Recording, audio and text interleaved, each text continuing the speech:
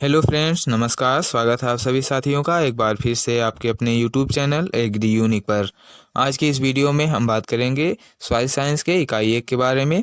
जो भी students channel पर पहली बार आए हैं वो विजिट करके पुराने वीडियो देख लेंगे। तो चलिए शुरू करते हैं आज का अपना सेशन, सॉइल साइंस भाग 3।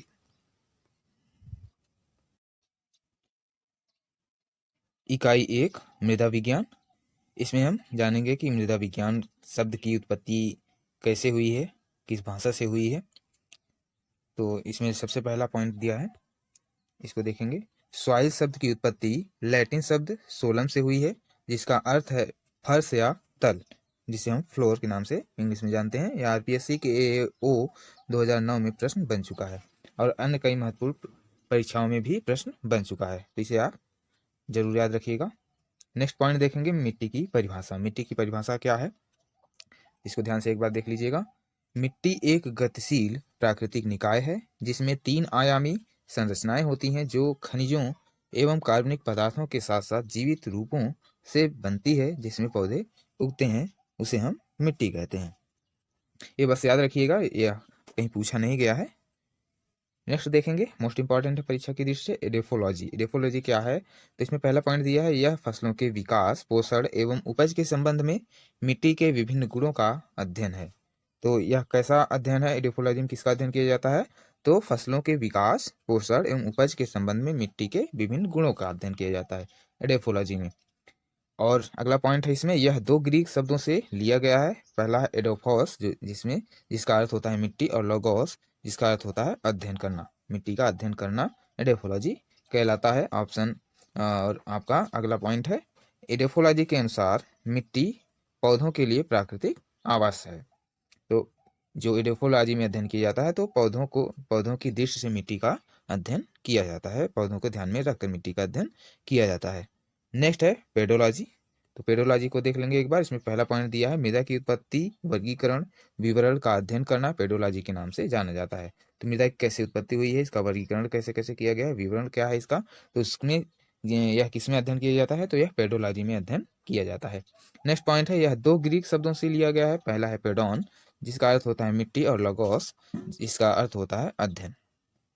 तो पेडोन प्लस लगोस, मिट्टी का अध्ययन, दोनों का अर्थ सेम है, मिट्टी का अध्ययन करना। लेकिन एडेफोस क्या होता है, यह पौधों को ध्यान में रख करके किया जाता है। पेडोन क्या होता है, यह मिट्टी में कौन कौन से गुण होते हैं, इसका सिर्फ और सिर्फ अध्ययन इसी का किया जाता है। इसका नेक्स्ट पॉइंट देखेंगे। नेक्स्ट पॉइंट क्या है, मृदा विज्ञान एवं पेडोलॉजी के पिता के रूप में किसे जाना जाता है, तो बीवी डाकुचेव को जाना जाता है। और नेक्स्ट पॉइंट है, पेडोलॉजी के अनुसार मिट्टी एक प्राकृतिक निकाय है। अब इसमें देख लेंगे चट्टान और चट्टानों के प्रकार। चट्टानों के प्रकार में एक तरफ चट्टान दिया हुआ है और एक तरफ उसके कुछ उदाहरण दिए हुए हैं, तो उसको हम देख लेंगे। तो चट्टानें आपकी कुल 3 प्रकार की होती हैं, जिसमें से पहला है आपका आग्नेय चट्टानें, दूसरा है तलछटी चट्टानें, और तीसरा है कायांतरित चट्टानें। तो इसके उदाहरण परीक्षाओं में पूछे जाते हैं, कि उदाहरण दे देगा कि इसमें से कौन से आग्नेय चट्टान है, या तलछटी या कायांतरित है, या फिर आग्नेय चट्टान के उदाहरण है, तो आपके उदाहरण में ये सब दे देगा। जैसे आग्नेय चट्टानों में ग्रेनाइट और बेसाल्ट होता है। तलछटी चट्टानों में इसका उदाहरण है चूना पत्थर, रेत पत्थर और डोलोमाइट। जितने भी पत्थर संबंधित होते हैं वह तलछटी चट्टानों में आते हैं, जिसे इंग्लिश में सेडिमेंट्री रॉक्स कहते हैं। नेक्स्ट है कायांतरित या मेटामॉर्फोसिस रॉक्स। तो इसमें ग्नीस, संगमरमर, क्वार्टज और स्लेट आते हैं। इसके उदाहरण याद रखिएगा, कई बार प्रश्न बने हुए हैं परीक्षाओं में, मोस्ट इंपॉर्टेंट परीक्षा की दृष्टि से आपके लिए। नेक्स्ट पॉइंट देखेंगे। नेक्स्ट क्या है, मेटामॉर्फिक या कायांत्रिक चट्टानें और उनका पैतृक पदार्थ। जो मेटामॉर्फिक चट्टानें बनी हुई हैं, तो वो किससे बनी हुई हैं, उसकी पैतृक चट्टान क्या है, तो उसको हम देख लेंगे। एक तरफ दिया है कायांत्रित उत्पाद और दूसरा व्युत्पन्न, यानी जिससे बना हुआ है कायांत्रित उत्पाद, तो वह व्युत्पन्न कहलाता है। तो पहला है ग्रेनाइट से क्या प्राप्त होता है, ग्नेस प्राप्त होता है, और चूने के पत्थर से संगमरमर प्राप्त होता है, और रेत पत्थर से क्वार्टज, और सेल से स्लेट प्राप्त होता है। ये याद रखिएगा, कभी कभी यहाँ से भी प्रश्न बनाए जाते हैं। नेक्स्ट पॉइंट है, नेक्स्ट टॉपिक आपका पृथ्वी के खनिज। पृथ्वी में कौन कौन से खनिज पाए जाते हैं, कितनी मात्रा में, उसको देख लेंगे एक बार। तो सबसे पहले नाम आ जाता है क्वार्टज का, सिलिका, या जिसे सिलिका के नाम से जानते हैं, या SiO2 के नाम से जानते हैं। इसमें पहला पॉइंट है, यह रेतीली अंश का मुख्य घटक होता है। और नेक्स्ट पॉइंट है, पृथ्वी की पपड़ी के 36% भाग का गठन करता है। इसको आप याद रखिएगा, यहाँ से कई बार प्रश्न परीक्षाओं में पूछे जा चुके हैं। नेक्स्ट पॉइंट है, प्रचुर मात्रा में मुक्त सिलिका युक्त चट्टानें जिन्हें क्षार के साथ नहीं जोड़ा जाता उन्हें एसिड चट्टानें कहते हैं। ये हर एक पॉइंट आपका परीक्षा की दृष्टि से इंपॉर्टेंट है। अगला पॉइंट है ग्रेनाइट, एसिड रॉक। ग्रेनाइट क्या है कि एसिड रॉक है और IARI के PhD एग्जाम 2019 में पूछा गया है। इसमें क्वार्टज शुद्ध रूप में एक प्रमुख घटक के रूप में मौजूद रहता है। किसमें? ग्रेनाइट में। नेक्स्ट है बेसाल्ट, जो क्षारीय राख है। यह बेसाल्ट जैसी बुनियादी चट्टानों में केवल थोड़ी सी सिलिका का अंश होता है। यदि कोई मुक्त सिलिका हो तो न के बराबर इसमें सिलिका पाई जाती है बेसाल्ट में।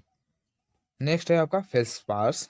फेल्सपार्स क्या होता है? तो इसका फार्मूला कई बार परीक्षा में पूछा गया है, तो इसे आप याद रखिएगा, K2O AlO3 × 6SiO2। Next point है, पृथ्वी की पपड़ी में इस तरह के खनिज लगभग 48% पाए जाते हैं। और अगला पॉइंट है, फेल्सपार का आसानी से अपक्षय हो जाता है और हाइड्रोलिसिस होने पर क्ले मिट्टी को जन्म देता है। नेक्स्ट है माइका। माइका में देखेंगे, पहला पॉइंट दिया है, सफेद अभ्रक काला अभ्रक की तुलना में अपक्षय के लिए अधिक प्रतिरोधी होता है। तो काले अभ्रक जो होते हैं वे जल्दी अपक्षयित हो जाते हैं, जबकि सफेद अभ्रक कम अपक्षयित होते हैं काले अभ्रक की तुलना में।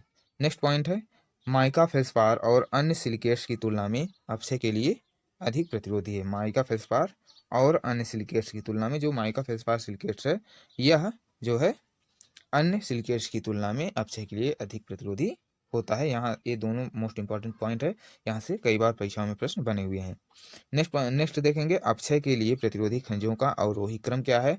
तो क्वार्टज यह सबसे ज्यादा रोधी होता है। कौन सा? क्वार्टज, इसे नाम याद रखिएगा। इसके बाद है मस्कोवाइट, उसके बाद है फेल्सपार, फिर है बायोटाइट और इसके बाद है कैल्साइट, जो आसानी से अपक्षयित हो जाता है। और IARI के PhD के एग्जाम 2019 में यहाँ से प्रश्न बना हुआ है। तो ये सारे के सारे याद रखिएगा, कम से कम 2 तो जरूर याद रखिएगा, एक क्वार्टज और एक कैल्साइट।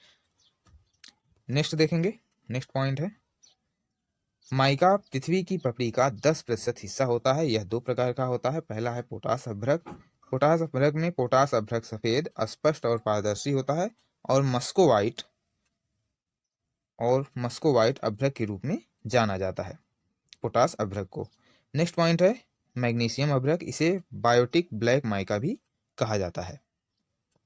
अगला पॉइंट देखेंगे, अगला पॉइंट क्या है? मिट्टी का निर्माण। मिट्टी का निर्माण जो है अगली वीडियो में हम देखेंगे। आज की वीडियो में बस इतना ही। मिलते हैं नेक्स्ट वीडियो में। पूरा वीडियो देखने के लिए आप सभी साथियों का धन्यवाद।